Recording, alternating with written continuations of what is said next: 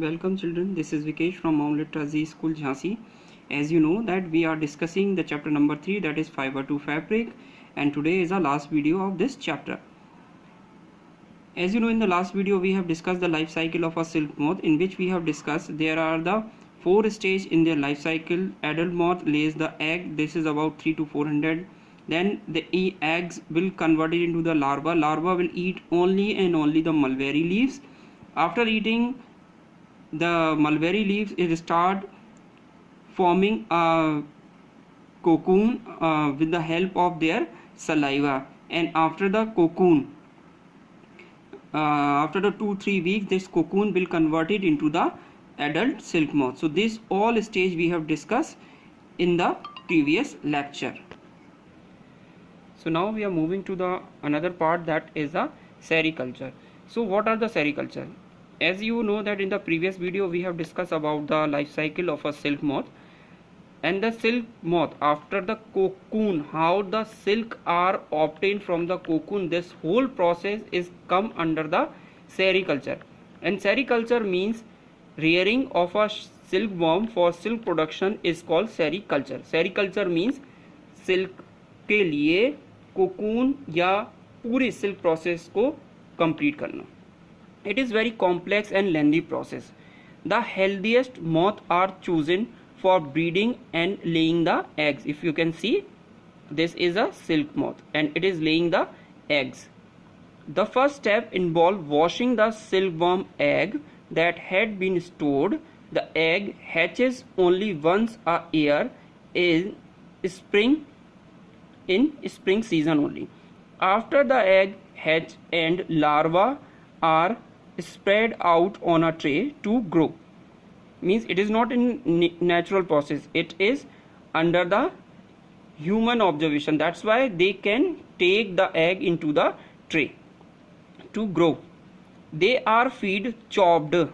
This is a chopped mulberry leaves. As already we have discussed that silkworm can only eat mulberry leaves.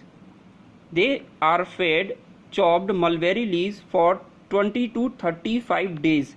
They can eat mulberry leaves. After the egg, they feed them on the mulberry leaves. The rags of twigs are placed on the tray where the worms spin the cocoons. Spinning may take about 3 to 7 days, and this larva will spin themselves and converted themselves into the cocoon. And this is a main part by which they will take the silk.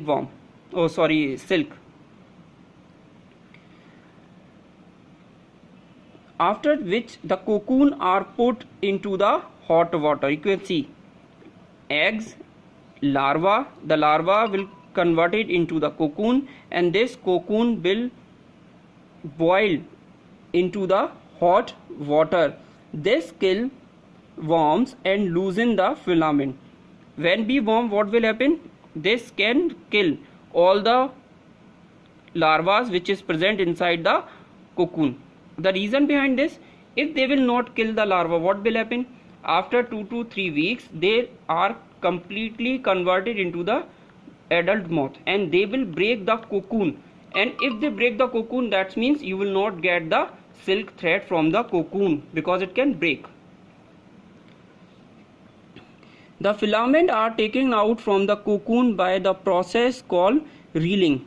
Okay, now you will see this is a wheel through which they will take it out the thread from the cocoon, and this process is known as reeling. Filament from several cocoon are twisted together to make a strong thread. Actually, what will happen? If you can see, they can start twisting this 2 or more than 2 thread of a silk. The reason behind that, the silk is very thinnest as compared to your hair also. So it is not possible to woven or make any cloth.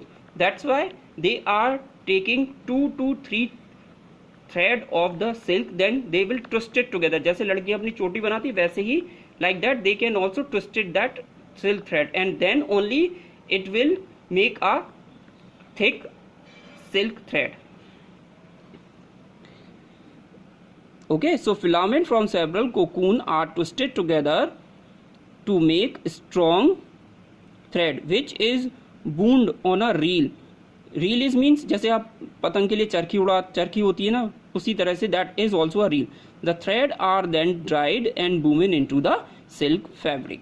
There are different variety of a silk moth which produce silk of a different quality and texture. Example tussar, muga and kosa silk, which we have already discussed. Okay, sometime what will happen, the artificial silk is also sold as natural silk.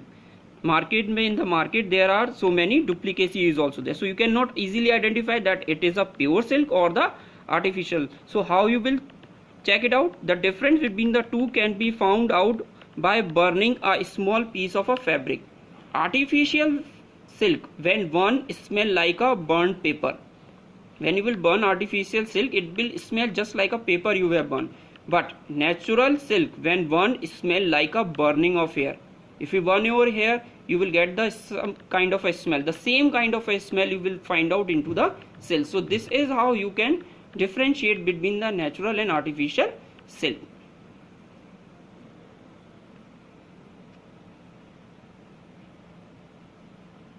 So in this chapter we have already completed the weaving and how to get the wool from the sheep by the different steps. Then we have already completed the life cycle of a silk moth and how we will get silk from the silk worm with the help of cocoon. Thank you. So today we have finished this chapter. Very soon we are going to discuss the exercise of lesson 1, which I have given you in the PDF file. Okay, in the next video we will discuss all the exercise which we have done in the, or I have given you in the PDF file.